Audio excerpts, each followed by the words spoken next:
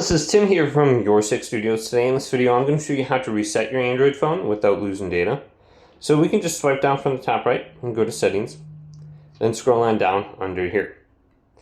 Now on my phone I can just go to general management and tap it right here, and there will be an option to reset. We can go in here and we have these two different options, and this is a Samsung phone.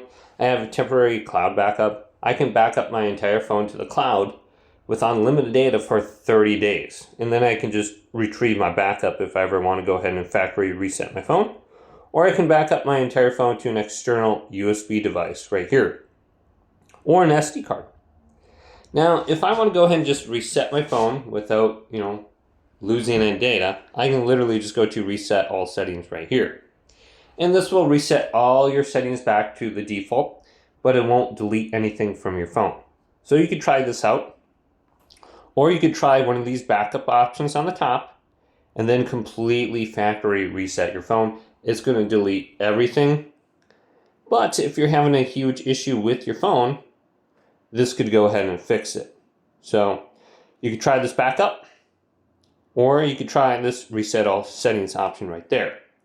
Now I have a Google Pixel phone, and this phone, it's a little bit different. Instead of going down to general management, I want to go on over to system. And then you'll find the reset options here on the bottom. Now, there really isn't any extensive backup options on here other than the cloud. But I can see the option to reset my Bluetooth settings, my network settings, reset app preferences, etc.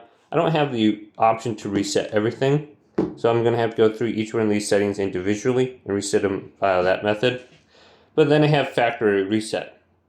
Now, if you did want to back up everything to a USB device, and you're on this Motorola, Google Pixel, or something like that, you can easily plug in a USB device just like this.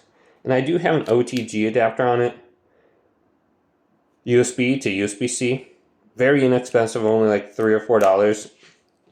Then you can plug in this USB device, and then scroll up, and we want to go to something called Files. And you can do this on your Samsung phone as well. But when you scroll on down, you can see the USB devices right here. And we can go to each one of these categories individually. Images. And then we can go to the top right and we can select all. And we can copy everything over to my USB device now. So boom. Copy it over there. Back out. Then do it for your other categories. Audio, documents, videos, etc.